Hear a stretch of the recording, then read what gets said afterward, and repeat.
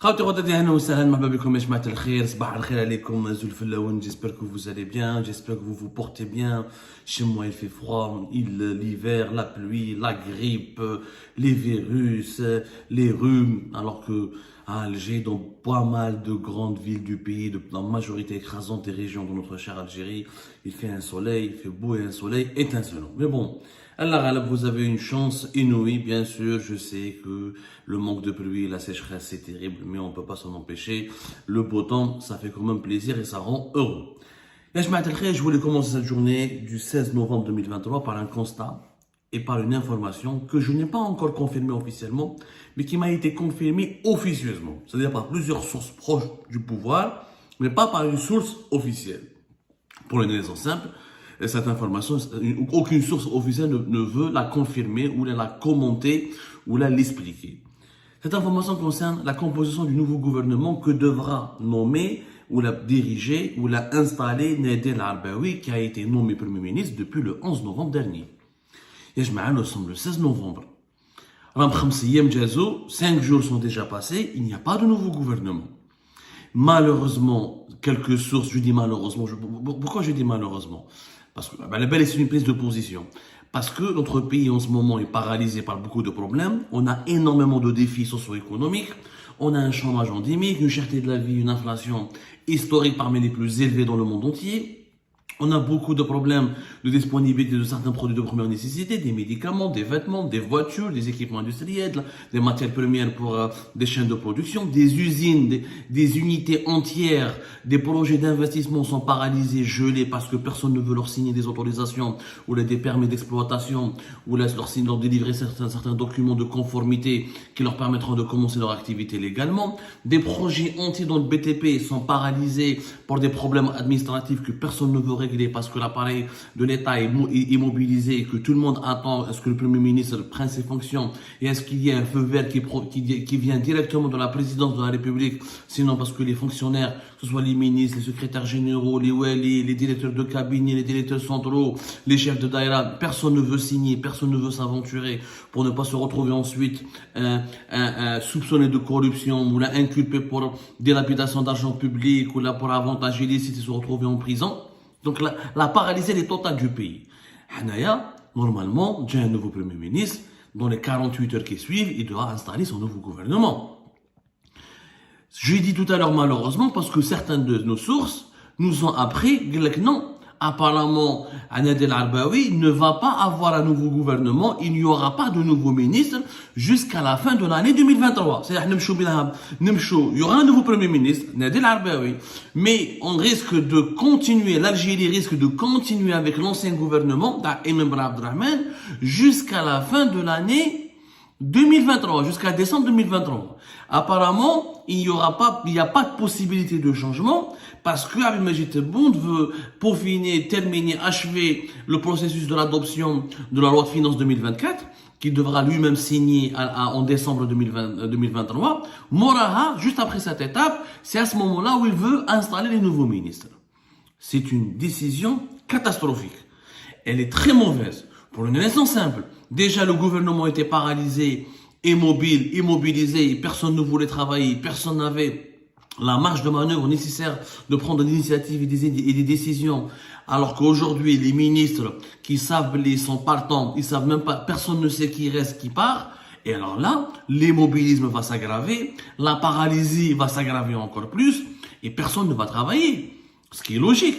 Un ministre, j'ai un nouveau Premier ministre. Mais là-bas, est-ce qu'il y a ou pourquoi je vais prendre une initiative, ou là je vais travailler, ou là je vais faire une visite sur le terrain, ou là proposer des solutions, alors que je risque de partir, et ça pourrait se retourner contre moi, et peut-être je suis dans la liste de ceux qui vont rester, de ceux qui devraient rester, mais si je commets une petite erreur, ou là une petite bêtise, ou là un petit malentendu, ou là s'il y a une mauvaise interprétation de mes propos, là, de mes propositions, là, de mes décisions, je risque d'être éjecté du gouvernement. Donc personne ne va travailler.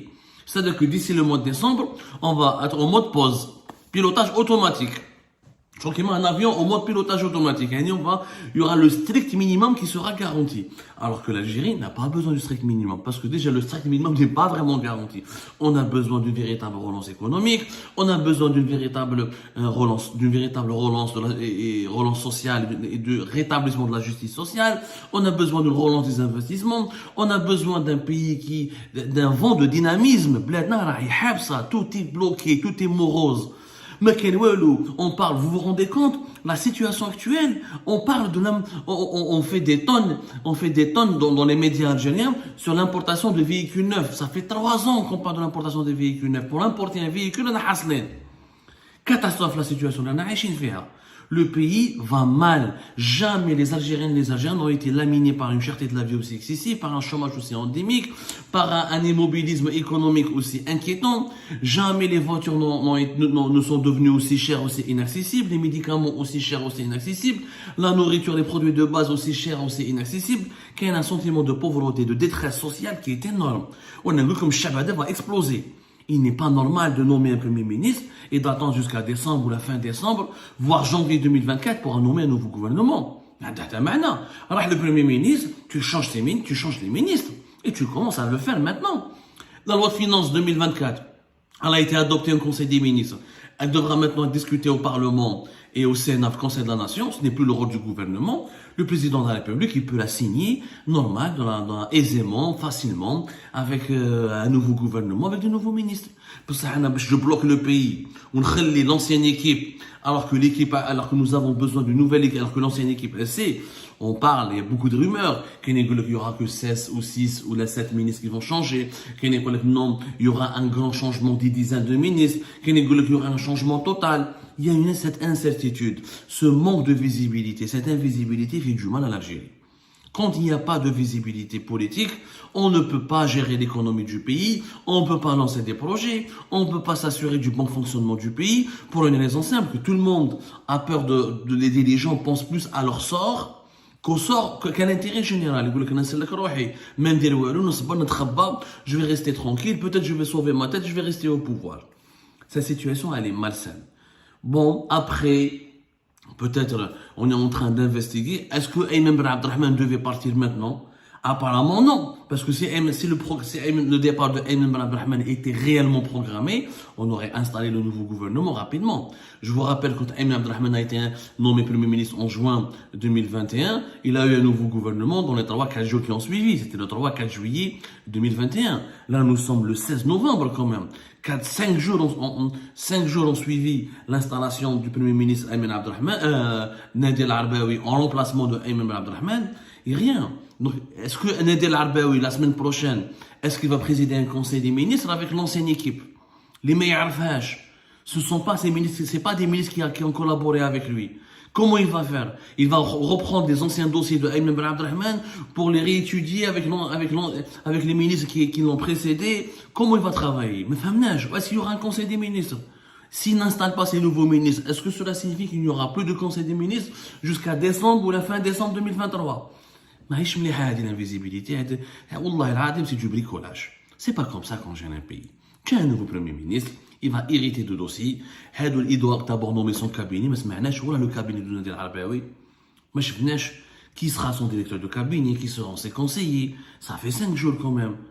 Donc, l'Algérie il y a beaucoup de chantiers, il y a beaucoup de dossiers, il y a beaucoup de défis qui doivent être relevés, des chantiers supervisés, des dossiers qui doivent être traités. Là, on a un pays de 45-46 millions d'habitants.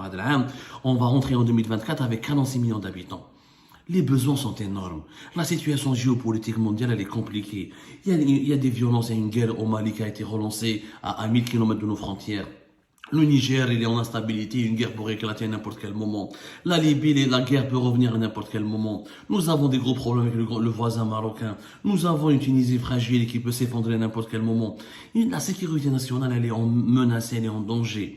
Le développement du pays est devenu une nécessité absolue. C'est le développement qui ramène la sécurité. C'est pas la sécurité qui ramène le développement.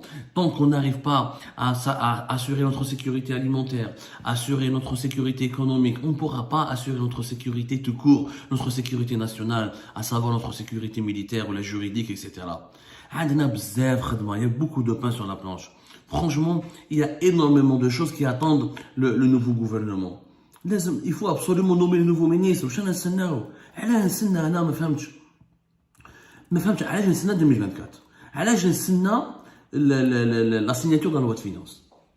Le nouveau gouvernement ne va pas remettre en cause la loi de finances de 2024 qui a été déjà élaborée, rédigée, adoptée en Conseil des ministres et qui maintenant qui va être transférée vers le Parlement et qui est censée, c'est bon, elle a commencé à être transférée, elle est déjà au niveau du Parlement et qui sera au niveau du Conseil de la Nation. Il y a vraiment un non-sens absolu. Un non-sens absolu à ce... On est en Algérie, on fait des changements, non pas pour arrêter, pour suspendre ou là, pour se débarrasser du statu quo, on fait des changements pour prolonger le statu quo. C'est irrationnel, c'est irrationnel. Je ne suis vraiment pas d'accord avec cette gouvernance de l'État. Vous pouvez nous dire d'ailleurs quels sont vos avis sur les plateformes, les différentes plateformes d'Algérie Part. En tout cas, c'est cette information que nous avons obtenue au cours de nos investigations. Il risque de ne pas y avoir de nouveau gouvernement jusqu'à fin décembre 2023, voire début de l'année 2024. Ce qui serait encore une fois, j'espère que c'est une information, j'espère que ce que nous allons dire, que ce que nous allons révéler va bousculer un peu les décideurs et va les amener à la raison pour nommer un nouveau gouvernement le plus rapidement possible. Mais déjà, nous sommes en retard. 5 jours après la nomination d'un nouveau Premier ministre, ce n'est pas logique d'assister encore à ce blocage qui fait beaucoup de mal au pays.